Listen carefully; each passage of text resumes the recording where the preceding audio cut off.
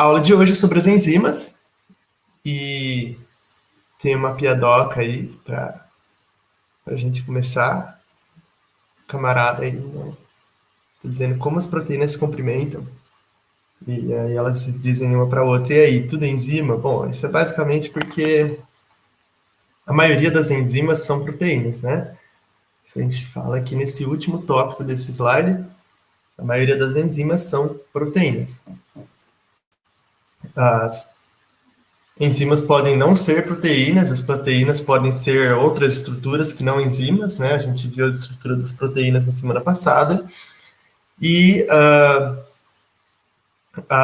mas algumas enzimas não são proteínas também. Mas, bom, talvez 98% assim, das enzimas sejam proteínas. As enzimas, elas são catalisadoras, ou a gente pode chamar também de biocatalisadores. Bio, porque são moléculas orgânicas, né? Então, elas têm origem biológica e função biológica, né? Atuam em reações bioquímicas e têm origem biológica também, bioquímica também. Então, portanto, as enzimas são chamadas de biocatalisadores. E a gente precisa entender, então, o que é ser um catalisador. Bom, então, enzimas são moléculas grandes, né? E orgânicas, e elas atuam acelerando reações químicas. Esse efeito, essa função de acelerar uma reação química é o que a gente chama de catálise. Mais ou menos isso, tá? Eu vou explicar em detalhes agora mesmo. Então, a função das enzimas de acelerar reações químicas é de reduzir a energia de ativação. Então, para acelerar uma reação química, na verdade, elas vão reduzir a energia de ativação. É isso que elas fazem, de fato. Reduzir a energia de ativação. Energia de ativação é encontrado abreviado como EA. Ao invés de ficar escrevendo todas as vezes energia de ativação, inclusive, muito provavelmente, nas imagens que vão estar dispostas aí em seguida, vai estar escrito EA. Boa noite, Marcela. E, bom, então as enzimas, elas vão acelerar reações químicas, meio que elas, na verdade, vão possibilitar que algumas reações químicas aconteçam. Isso não significa que as reações químicas não ocorreriam sem as enzimas, mas meio que significa, assim. Tipo, a reação química é como se a enzima, ela não é um produto, então ela não vai entrar na reação química. Ela só cria condições para a reação química acontecer. Teoricamente, a reação química aconteceria sem a enzima, mas demoraria muito. Só que algumas reações químicas levam tanto tempo, podem levar milhares de anos para acontecer, e com a enzima elas ocorrem em minutos. Então, isso é basicamente porque, bom, se você pensar lá no oceano, tem um monte de moléculas, né? Uma molécula A, uma molécula B, tá? Uma substância A, uma substância B, mas não tem só A e B, tem Y, X, C, P, Q, alfa, beta, então tem um monte de coisa lá no meio do oceano. Mas a reação que precisa acontecer para surgir a vida, por exemplo, é de juntar a A com a B. Só que a A vai e junta com a Y, a B vai e junta com a C. Então, essas moléculas A e B vão se juntando com outras coisas que não entre si, e para que elas se juntassem, seria mais eficiente com a presença de uma enzima. A enzima ia pegar as duas e juntar. Mais ou menos isso, tá? Então, é como se algumas reações dependessem, sim, das enzimas para acontecer. Mas, teoricamente, elas só servem para reduzir a energia de ativação e acelerar a reação química. Então, nesse exemplo aqui, de uma reação química, mas sem a presença da enzima ainda, nós temos o Cl2 e o gás hidrogênio, né, H2. Esses dois reagentes, eu acho que eu confundo reagente com produto, agora há pouco eu falei produto, eu queria dizer reagente. Esses dois reagentes vão se juntar e, bom, eles vão formar H2Cl2? Não. Nesse momento, eles formam um complexo ativado, essa coisinha verde mais aqui embaixo, complexo ativado, que é o momento de transição entre o reagente e o produto, vai estar tudo junto, e vai estar rolando umas paradas elétricas lá, muito louca, e isso vai resultar em produtos, né, em dois gases HCl, duas moléculas de gás HCl. Isso é uma reação química normal, sem enzima, a gente não está colocando a enzima aqui no meio ainda. Bom, esse gráfico está mostrando mais ou menos como é a reação química, só que sem as moléculas, tá? As moléculas, elas existem, elas só não estão explícitas aí. Essas moléculas vão se juntar, formar o complexo aditivado, que é o que eu mostrei aqui quando está tudo junto. E para isso tem uma energia de ativação, para que saia da fase de transição e forme os produtos no final. E tem também uma variação de entalpia, né? Uma energia de calor, uma energia térmica que é liberada ou que é absorvida. Bom, e daí aqui tem a presença do catalisador, que pode vir a ser uma enzima, principalmente num caso bioquímico, né? No caso da biologia, de moléculas orgânicas. O que acontece? Com a presença da enzima ou catalisador, essa energia de ativação, ela vai ser muito menor. Então, as moléculas que estão lá no estado de complexo aditivado, que estão todas juntas, vão precisar de menos energia, consequentemente de menos tempo, para sair do estado de complexo aditivado e se tornar produto. Energia gasta, o tempo gasto para realizar a reação é menor aqui nessa linha azul, que é com a presença do catalisador, ou da enzima no nosso caso. Bom, a variação de entalpia, né, a absorção ou liberação de energia térmica, se eu não estiver muito errado no que eu estou falando, mas acho que está certo, ela é a mesma. Independente disso, a quantidade de energia que é dissipada nessa reação é a mesma. Beleza? Qualquer dúvida, perguntem aí. Então agora, bom, é basicamente os gráficos que estavam lá atrás, só que mostrando o complexo aditivado aqui. Então, poderia ser H2 e Cl2 de novo. Nesse caso, é uma molécula AB, né, composta por dois átomos diferentes.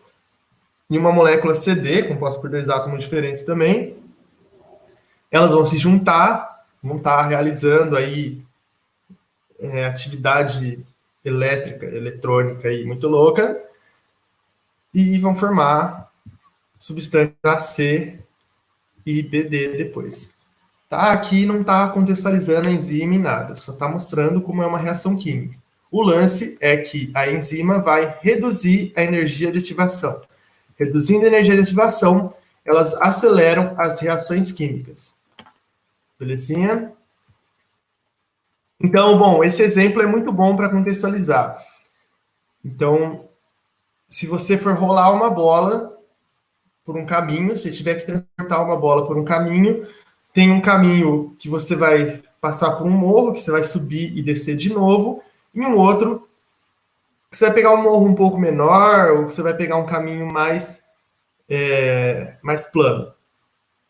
Então, é como se o caminho mais plano, que você vai gastar menos energia, você vai gastar provavelmente menos tempo, fazendo menos esforço, gastando menos energia, é o caminho da enzima, certo? É bem didático isso aqui, é sensacional. E o caminho que gasta mais energia é o caminho da enzima, exatamente como em uma reação química é essa ideia de transportar a bola por um morro ou não. Ah, mas eu não estou conseguindo visualizar. Tá, vamos colocar isso num negócio mais com cara de reação química, mais com cara de gráfico aí. Então, existe uma quantidade de energia aqui no eixo Y e um processo de reação, né, que é o caminho que você vai pelo qual você vai transportar a bola, aqui no eixo Y. Sem a enzima, você gasta mais energia, tem que subir o morro mais alto, e com a enzima, a energia de ativação é reduzida, certo? A energia de ativação com a enzima é menor, e você gasta, portanto, menos energia. Teoricamente, se realiza esse processo em menos tempo, certo? Tanto para transportar uma bola, quanto para transformar uma molécula AB junto com C em A e BC, certo? Então, as enzimas são substâncias altamente específicas, certo? Esse é um aspecto muito importante. Vocês entenderam a questão das enzimas e da energia de ativação? Será? Está claro? As enzimas são altamente específicas e isso é um aspecto muito importante. É como se as enzimas elas só se juntassem com um único substrato. O que é substrato? É a substância sob a qual a enzima vai agir. A substância que a enzima vai degradar, vai fazer ser quebrada em duas ou mais, ou duas substâncias que a enzima vai juntar em uma só. Certo? Então, as enzimas, elas só encaixam, elas são geometricamente feitas, bem assim mesmo, elas são geometricamente, naturalmente geométricas para só encaixar e funcionar com uma determinada substância, que aqui na bioquímica a gente chama de substrato, certo? Um detalhe importante que eu esqueci, a gente pode comparar também, bom, eu assisti algumas videoaulas, morrendo de sono, espero que vocês estejam, mas eu assisti algumas videoaulas e uma forma que a gente pode comparar a questão de energia de ativação é assim. O Posse e a Júlia namoram, né? Mas, bom, eles não nasceram namorando, eles se conheceram aqui no cursinho diferencial, nas reuniões dos professores e tudo mais, assim, nas salas do cursinho, né? E daí, hipoteticamente, talvez hipoteticamente, alguém foi um cupido para os dois, sabe? Alguém foi lá e falou, nossa, Júlia, parece que você é meio afim do Posse, alguém falou Posse, parece que a Júlia é afim de você e tal. E assim, eles estavam nessa, nos olhares ali, mas veio alguma pessoa que, hipoteticamente, aí veio uma pessoa e deu um toque para os dois de que dava liga, de que rolava uma química. Então, essa pessoa fez o papel da enzima. Ela acelerou o processo, certo? Só que a gente pode dizer, inclusive, que é altamente específico, porque é uma pessoa que é muito próxima dos dois, sabe? Ou que era uma pessoa muito próxima dos dois e que teve essa capacidade de agir nesse meio. Agora, em outro meio, com outras pessoas, talvez essa pessoa não tivesse tido essa percepção, certo? Então, as enzimas são muito específicas, como nesse caso também. Será que deu para entender? Bom, então, tem uma parte importante das enzimas também, que é o sítio ativo. O sítio ativo é uma região na qual vai ter o contato entre substrato e a enzima, certo? É exatamente a região, aqui onde eu estou passando o mouse, onde a enzima e o substrato vão estar em contato. Isso é o sítio ativo, certo? Não é uma definição que o vestibular costuma cobrar, mas é um conceito que é importante saber. As enzimas são altamente específicas. Será que alguém aí é intolerante à lactose? Ou talvez vocês conheçam alguém que seja intolerante à lactose. Eu acredito que seja bem comum ser intolerante à lactose. Então, bom, basicamente a pessoa não consegue digerir leite e derivados de leite. Bom, esse esquema aqui está mostrando a enzima lactase. A enzima ela é sempre a parte onde parece que é o brinquedinho, né? Sei lá, um carrinho onde você vai encaixar as pecinhas, tá? Ela é a parte, ela é sempre apresentada como uma estrutura maior. E as substâncias, o substrato, a substância que ela vai degradar, o que ela vai juntar, são substâncias menores. Essa enzima marcada Que cor que é essa, hein? Púrpura, rosa, lilás. Essa enzima marcada numa cor meio rosada aí, ela é a lactase. Pessoas intolerantes à lactose, pessoas que não são capazes de digerir leite e derivados, elas não produzem a enzima lactase. Então, elas precisam tomar enzima lactase, né, em medicamentos. Não sei se a gente pode chamar de medicamentos, mas elas tomam lactase artificialmente, né? Então, o que acontece é que a lactose se liga à lactase, e somente à lactase. E a lactase se liga somente à lactose. Lactase vai degradar a lactose em glicose, tá no português meio de Portugal aqui, tá? Por isso que tá assim. Glicose e galactose. A glicose e a galactose são substâncias que o nosso intestino consegue absorver. A lactose, que é um disacarídeo, né? Tem dois carboidratos, duas moléculas de carboidrato unidas. A lactose, que é um disacarídeo, o nosso intestino não consegue absorver. Ele consegue absorver a glicose e a galactose, uma vez que a lactase degradou a lactose nessas duas substâncias. O leite pode ser sem lactose também, né? E como é feito o leite sem lactose?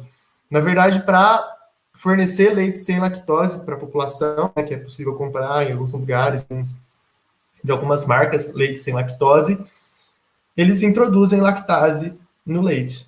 Então, basicamente, eles degradaram a lactose, certo? Não é um leite que nunca teve lactose. Tinha lactose e eles inseriram lactase para degradar. Bom, mas voltando ao fato das enzimas serem altamente específicas, essa enzima lactase, se a sacarose está nesse português, ou sei lá, se é espanhol, inglês eu acho que não é. Bom, enfim, a sacarose é um disacarídeo também, composto por duas moléculas de glicose. Se a sacarose tentar se ligar à lactase, ela nem vai tentar, na verdade, mas enfim, ela não encaixa com a lactase e não é possível realizar a reação química aí. Bom, vocês estavam vendo que nos exemplos lá atrás eram tudo coisas, né, de juntar duas coisas em uma nova. E a gente está vendo a maioria dos exemplos de degradar uma substância em duas menores. É porque, basicamente, os melhores exemplos da bioquímica com relação às enzimas são de enzimas que degradam, enzimas digestivas, certo? E relacionado a isso das enzimas serem altamente específicas, existe um modelo proposto pelo cientista Emil Fischer, que é o modelo chave-ferradura. Então, o que ele vem dizer aqui é que as enzimas, junto com os substratos, vão funcionar exatamente como uma chave, uma ferradura. Tem somente uma chave para cada ferradura, certo? Uma chave para abrir uma única ferradura no mundo. Pelo menos é isso que a gente esperaria. Mas pode ser que na cagada você consiga ir com uma chave em uma porta que não é tua e abrir, tá? Mas as chaves são feitas para abrir uma única ferradura, assim como as enzimas são compatíveis com uma única substância, um único substrato. Então, essa especificidade, a alta especificidade, o fato das enzimas serem altamente específicas, ela é devido ao sítio ativo da enzima, essa região de contato entre a substância e a enzima, a esse sítio ativo ter formato complementar ao substrato. Então, a enzima, o sítio ativo dela tem um formato em que só uma única substância específica, com essa enzima específica, vão poder se unir e, dessa forma, ocorrer a reação. Aqui, no caso, essa substância amarela foi degradada em uma amarelo escuro e vermelho. Certo? E isso aqui, a teoria, há alguns anos, ela ela foi atualizada. Né? Então, algumas videoaulas aí na internet, você vai encontrar falando que é a mesma coisa, que é a teoria da chave ferradura, ou do encaixe induzido, mas são duas coisas diferentes. E meio que as duas coisas são válidas, tá? Então, o Daniel Koshland foi o cara que falou da teoria do encaixe induzido. Eu tentei fazer uma comparação com relação à raiz da árvore, que ela consegue se moldar muito bem aos diferentes meios em que ela se encontra, pelo menos muitas das vezes. E a teoria do encaixe induzido, ela vem para tirar esse paradigma do modelo chave-ferradura, dizendo que o substrato pode induzir mudança na conformação da enzima. Então, a substância, ela pode fazer com que a enzima se altere, certo? Então, tem uma substância que tem um formato e a enzima não encaixa com esse formato, mas aí a enzima é remoldada, o sítio ativo dela, para que ocorra a reação. Isso ocorre algumas vezes, isso não é uma regra, 100% das enzimas vão ter a sua conformação alterada por um determinado substrato, isso ainda continua sendo muito específico. Se não remédios, por exemplo, iam causar efeitos colaterais, assim, alucinantes, sabe? Ia ser muito difícil ter remédio. Então, são poucas as enzimas, são poucos os casos em que uma enzima tem a sua conformação alterada. Mas a teoria do encaixe induzido vem nos mostrar isso, que um substrato, uma determinada substância, pode alterar o sítio ativo ou centro ativo de uma determinada enzima, dessa forma, fazendo com que a enzima catalise a reação determinada.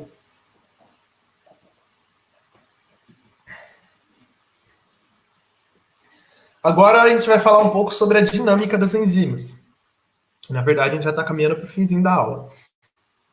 Enquanto houver enzima disponível, enquanto tem enzima no meio, tipo na sua boca, tipo no seu estômago, enquanto tiver enzima, se você aumenta a quantidade de substrato, então vamos falar da lactase, a enzima que digere o leite. Cadê a lactase? A lactase, a enzima que digere a lactose. Enquanto tiver lactase, se você aumenta a quantidade de substrato, se você jogar mais lactose, se tomar mais leite, a velocidade da reação química aumenta. Esse gráfico está nos mostrando isso. Concentração de substrato, ou seja, se está tomando mais leite, a velocidade da reação está aumentando enquanto a enzima é disponível. Isso significa, então, que se eu jogar infinitamente, se eu colocar mais leite ali, a velocidade da reação vai aumentar infinitamente? Bom, a velocidade da reação ela tem um limite, ela satura, tá? Isso é uma boa para o vestibular colocar de pegadinha. Falar que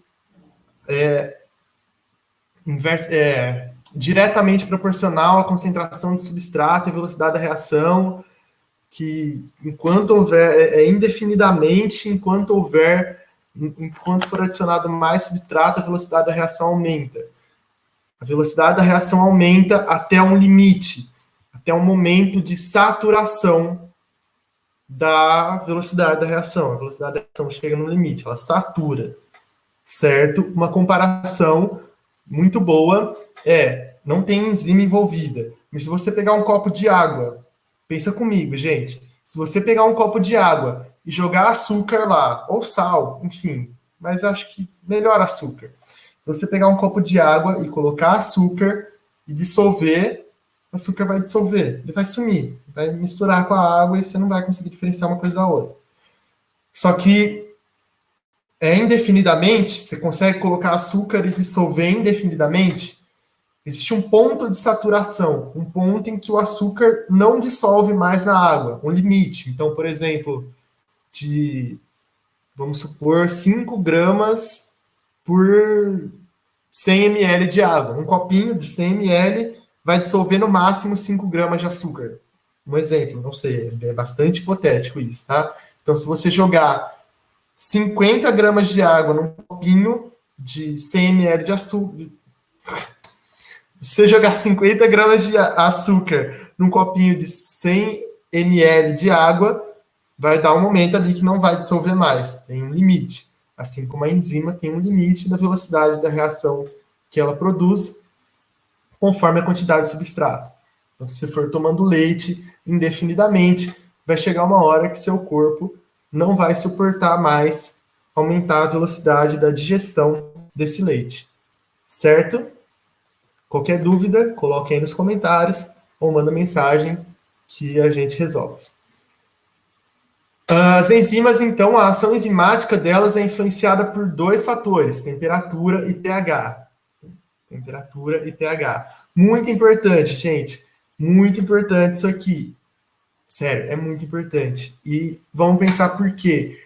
A gente falou lá no comecinho que a maioria das enzimas são proteínas. A grande parte das enzimas são proteínas. Bom, as proteínas, o último tópico que a gente viu na aula da semana passada era acerca da desnaturação das proteínas. Então, a temperatura e o pH, a quantidade de ácido ou base no meio, elas podem fazer com que a proteína desnature, que a proteína volte do seu estado terciário para o seu estado primário e não tenha mais função. Então, as enzimas, como são, em grande parte, são proteínas, elas também podem desnaturar. A ação enzimática das proteínas, então, é influenciada por temperatura e pH devido a isso. Em uma determinada temperatura, a enzima pode desnaturar. Bom, esse gráfico está se referindo primeiro, então, a gente está falando do pH. Conforme a velocidade da reação aumenta, quer dizer, a gente tem que olhar pelo eixo X primeiro, né? Conforme o pH aumenta, a velocidade da reação também aumenta, só que ela tem um limite, que a gente chama de pH ótimo. pH ótimo. Passou desse pH, começou a aumentar, está aumentando o pH, está aumentando a quantidade de bases, passou a aumentar o pH, essa velocidade da reação produzida pela enzima já não é a sua velocidade máxima, certo? Esse gráfico mostra com relação à temperatura para as enzimas humanas em rosa, vamos supor que isso é rosa, tá? Na linha rosa, e verde para bactérias extremófilas, bactérias de ambientes extremos, que suportam temperaturas de fontes termais, temperaturas muito altas. A temperatura ótima para enzimas humanas, ela está por volta dos 36, 37, 38 graus. Começa a passar de 38 graus, né, passando aí muito dos 40 graus, ela decai totalmente. As proteínas, então, as enzimas desnaturam se a nossa temperatura excede a temperatura ótima para velocidade de reação. Se a nossa temperatura corporal for muito baixa também, a velocidade da reação produzida pelas enzimas vai ser menor. Então, existe uma temperatura ótima, assim como um pH ótimo. Já essas bactérias adaptadas a ambientes muito quentes, temperatura ótima para as enzimas dela está em torno aqui dos 80 graus. Passa disso, as enzimas que elas têm desnaturam e começam a não funcionar mais. Esse outro gráfico, se alguém gosta de matemática, bastante gráfico, muito legal, eu acho da hora. Esse outro gráfico, ele mostra o pH ótimo para as nossas enzimas. Então, a lipase no estômago, por exemplo, o pH ótimo para funcionamento dela é de 4 a 5 graus. Graus não, 4 a 5. pH não tem unidade de medida. Então, menor que isso ou maior que isso, se o pH do nosso estômago tiver menor ou maior do que 4 ou 5 graus, se o pH do nosso estômago tiver menor ou maior do que 4 ou 5, do que nessa faixa de 4 a 5, as enzimas desnaturam e param de funcionar. A catalase é uma enzima que nós temos na boca, então o pH da nossa boca tem que ser neutro, certo? O pH 7. Se passar muito do neutro para o básico ou para o ácido, as enzimas desnaturam e param de funcionar. Tudo bem, é só produzir uma nova. Quer dizer, talvez seja, não sei. Um detalhe muito importante, gente, por favor, eu esqueci de falar isso era lá para o começo da aula. Bom, as enzimas, elas não participam da reação. Onde que eu vou mostrar isso? Não sei. A enzima, ela não participa da reação. Ela tá só... Quer dizer, ela participa, mas ela não é... Eu falei isso muito rapidinho ali atrás. Ela não é um reagente. Ela não vai virar produto. Então, a enzima atua aqui, reduzindo a energia de ativação, a gente reaproveita ela. Ela não vai se transformar em uma outra coisa. A enzima continua no nosso organismo e a gente reaproveita ela. Então, a gente não consome a energia, perdão, a gente não consome a enzima igual a gente consome uma molécula de glicose, igual a gente consome água, a enzima continua ali. Ela não entra na reação, ela só promove a reação. Só dá um empurrão, mas fica aqui normal, certo? Assim como no exemplo que eu dei da Júlia do Pós. A pessoa que foi e sugeriu aí para a Júlia pro Pós que ela tinha que eles tinham química, né, que dava liga no casal, ela não entrou no meio. Ela ficou de fora e continuou e pode ser eventualmente utilizada para dar conselhos.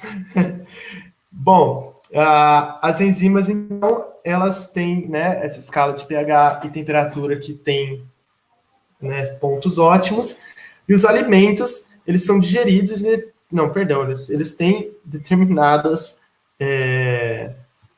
pHs também, isso é importante para a nossa alimentação, né? A água torneiral, ela tem pH 7, pH mais neutro, a água da chuva, né, tem um pH de 5,5,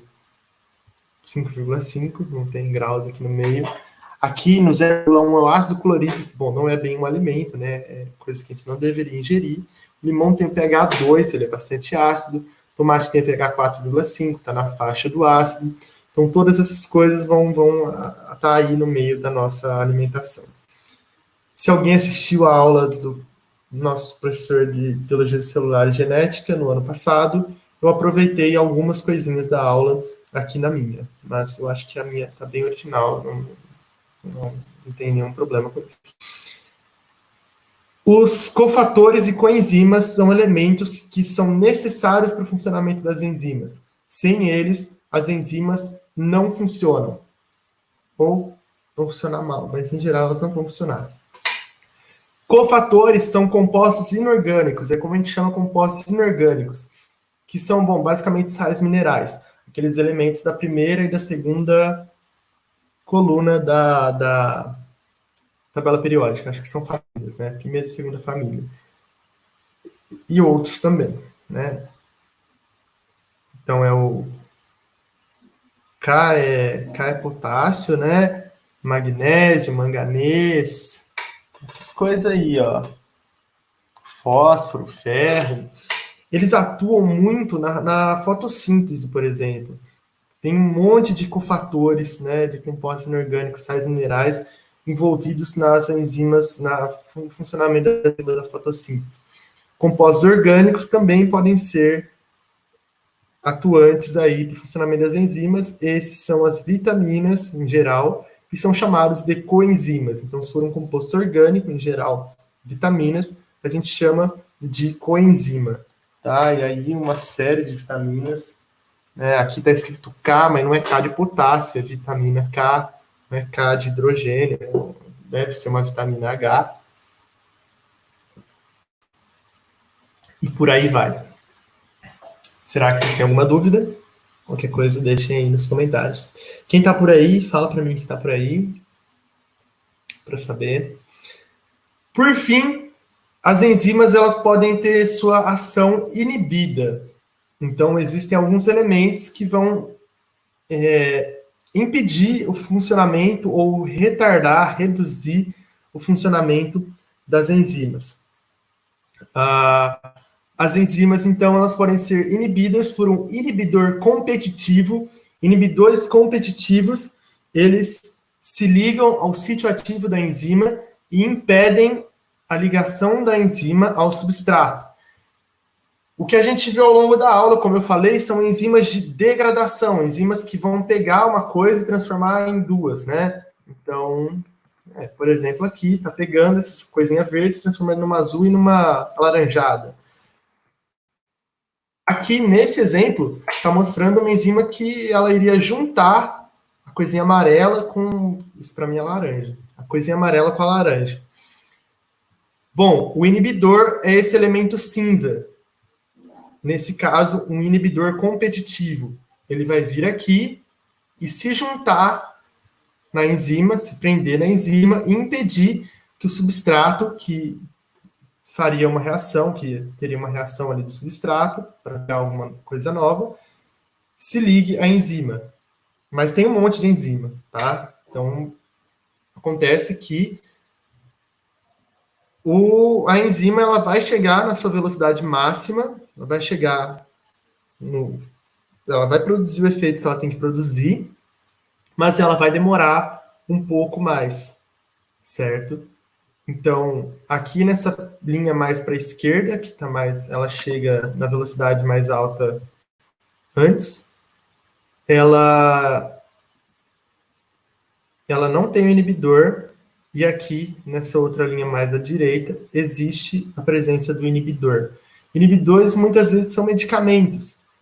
Então, se a gente quer tomar um medicamento para... A gente comeu glicose, por exemplo, comeu um doce. Que a gente quer fazer com que a nossa digestão não faz tanto sentido isso, mas a gente quer fazer... Pode fazer sentido se a pessoa for hiperglicêmica, por exemplo, consumir glicose muito rápido. A gente quer fazer com que esse doce, essa glicose, seja digerida mais lentamente. A gente toma uma substância, um medicamento que tem esse inibidor, que vai se juntar com as enzimas que digerem a glicose, que na verdade vão digerir sacarose, né, em moléculas de glicose. O inibidor se junta com as enzimas e faz com que algumas enzimas não fiquem livres e o processo de digestão da glicose seja mais lento. Certo? O inibidor pode ser não competitivo. O inibidor não competitivo, ele se liga ao sítio ativo da enzima, impede a ligação do substrato. Então, aqui à esquerda, onde está o meu mouse, é a enzima normal com substrato. Se o inibidor não competitivo estiver presente, ele vai fazer com que o formato da enzima se altere. Então, essa coisinha, essa massinha aqui ligou na enzima, que é a coisa amarela, e daí o substrato não consegue mais se ligar certinho com a enzima, e ele não vai ser, por exemplo, essa sacarose não vai ser digerida, porque tem um inibidor não competitivo alterando o formato da enzima. Então é isso. A enzima ela pode ter a sua ação inibida, retardada, por inibição competitiva ou não competitiva. Na inibição competitiva, o formato da enzima não é alterado, mas simplesmente o inibidor se liga a ela e impede a junção de substrato, de substâncias que vão passar por reação química, a junção delas à enzima. E na inibição não competitiva, alguma coisa vai mudar o formato da enzima e, da mesma forma, vai impedir que substrato, né, as substâncias que vão passar por reações químicas, se liguem à enzima. Dessa forma, a energia de ativação do processo da reação química vai ser alta, como normalmente seria, ou possivelmente a reação química nem vai acontecer. E existe um outro fenômeno que, na verdade, não é muito diferente, se vocês pensarem bem, que é a regulação alostérica. Regulação alostérica existe em enzimas alostéricas. Enzimas vem com o meu mouse aqui, ó, meu mouse aqui do lado do negócio rosa, aqui embaixo, centro alostérico. Então, essas enzimas, elas têm um centro alostérico.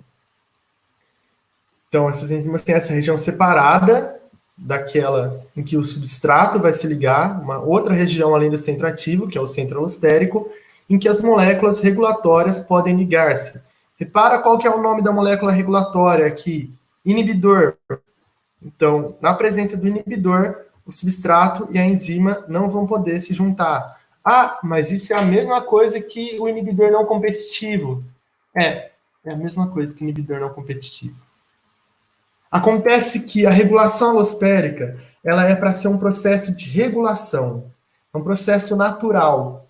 Então, que enzimas têm naturalmente nos organismos para regular um processo de reações químicas, para regular a realização de reações químicas. Já a inibição, ela estaria mais relacionada a elementos que acidentalmente surgiram ali, a coisas artificiais, então alguma substância tóxica ou algum medicamento que pode, dada a medida, ser tóxico, né? A diferença entre a vacina e o veneno é apenas uma dose, algumas doses. Então, o inibidor não competitivo, ele é mais como um medicamento ou como uma substância tóxica, alguma coisa que não é natural do organismo e que está sendo introduzida para fazer com que a enzima tenha o seu formato alterado para reduzir a realização de reações químicas. Inibidor não competitivo está associado a funções forçadas, certo? A medicamento ou tóxicos, e a regulação alostérica, uma função natural. Mas o processo é basicamente o mesmo. Deu para entender, gente? Será? Última coisa, eu acho, mas tenho quase certeza muito grande de que é a última coisa. Então, se tiverem dúvidas, se quiserem deixar aí, podem colocando já. É legal se tiverem, para a gente discutir, dar uma levantada aqui nessa aula. Deixa um like, por favor. Fala para os pais assistir. E a retroinibição, ou retroalimentação negativa, ou feedback negativo, é um processo de regulação da ação das enzimas, que está relacionada a essa regulação alostérica que eu falei anteriormente, em que o excesso de um substrato, ou muitas das vezes o excesso de um produto, vai inativar as enzimas. Então, essa enzima, ela produziu uma reação que chegou nesse produto. Esse produto se liga à enzima e altera a conformação dela, certo? Então, aqui onde a setinha está verde, o reagente consegue se ligar na enzima. Aqui onde a setinha está vermelha, o reagente não consegue mais se ligar na enzima, certo? Esse formato aqui, no meio da setinha verde, com essa boquinha maior, com essa bocona da enzima, permite que a reação química ocorra.